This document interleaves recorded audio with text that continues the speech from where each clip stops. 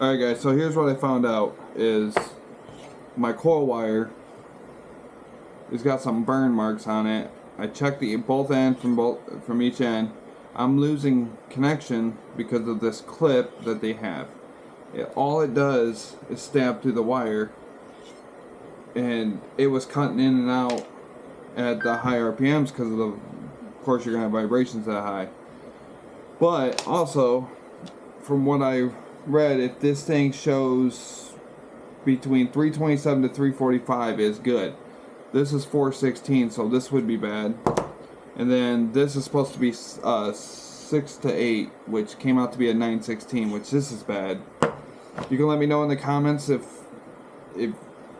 there's something different, but from what I saw, that's what you how you read these to know if they're good or bad. But I think because of this wire, and it was definitely getting hot because it's black and everything up inside there, that took all that out. Now I have another one right here, which is good. It's a 328, and then this came out to be a 716. So what I'm going to do is take the outer casing off and actually take the wire and solder it right to this, so that way this doesn't happen again and it doesn't sit there and just lose connection like crazy. Now I did take a 5mm drill bit, drill out these holes. Now you don't need to do this if you got like a stock motor or anything like that, but if you're up in the high revs, in the 1110s up in there, if you drill these holes out, you can, when you get it on the motor, when it's sitting like this, you'll be able to clock it clockwise, and what that does is it changes your timing so you don't get pre-ignition up in them higher RPMs, and you don't blow your motor up, and your motor actually lasts longer. So so I went ahead and drilled that out and got that set up.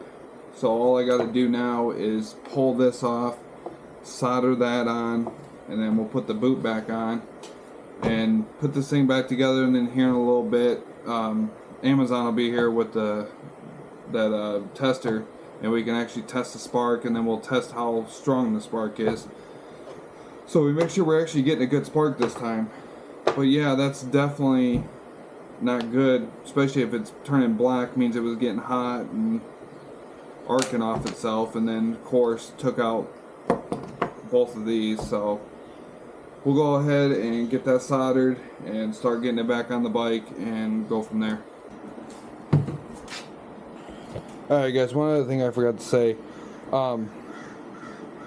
either take some sandpaper or a belt sander and sand the bottom of these, because they put a coating on these things, and this is how this grounds to the motor. So if there's a bunch of coating on it, it's not going to ground right. And the other thing I noticed too, there's some dark spots on this coil. Oh well, it'll show up in the camera, but there's like a spot there, spot there, spot there. I don't know if that's just a coating or if it got hot at one time. But I went ahead and got all of it on here. For right now, I just kind of twist the wires together. I got new connectors coming to put on there. When you do this, to line this up, what I use is 2 business cards on either side, and that usually gives you the gap that you need for so the magnet's not rubbing or anything like that. And then you can see when I clocked it that way, it's touching right there on that, so it actually went up that way to change the timing a little bit. So like I said, once that gets here, the tester will test the spark, and we'll see how strong the spark is on this thing. It looks pretty good, but I want to test it with that just to make sure it's got a really good strong spark. Alright guys, got the tester now, so we can go ahead and test for spark and see how strong the spark is. I got the gap kind of set, kind of close, but not real close. I'll get you guys set up right here, and you should be able to see it really well.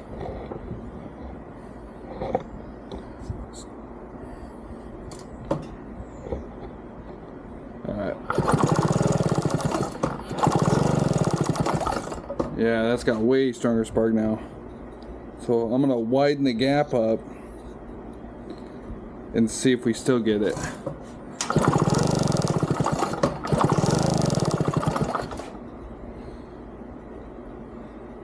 How wide can we go?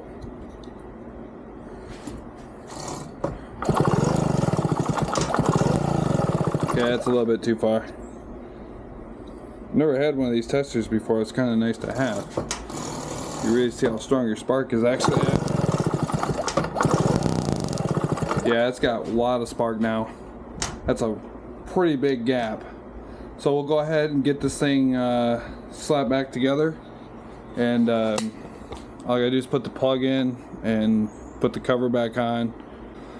That is way better spark than what I had. I'll have links in the description for this. Oh, I also gotta wire this up real quick, which I can put a link down there too for these. I'll show you guys these. These things are awesome when it comes to doing wire connections.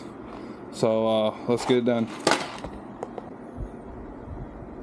Alright guys, so these connectors, they come in different sizes, but they shrink and then there's solder in the middle. You can use a heat gun.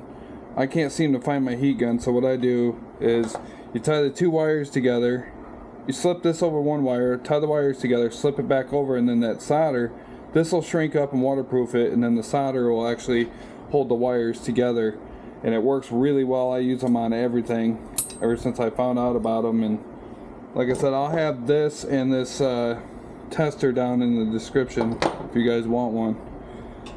This was only like 10 bucks, and then these were, I think, 8 bucks or something like that. Don't cost that much, but can make your life easy. And when you do this with a lighter, you don't want to just sit in one spot.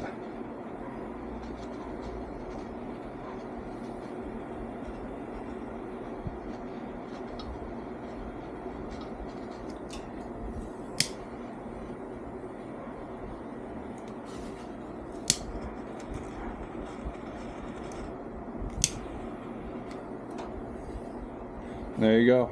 You just let it dry, or let it cool down, and it hardens right up. And then you don't got to worry about water or corrosion or anything getting up in there.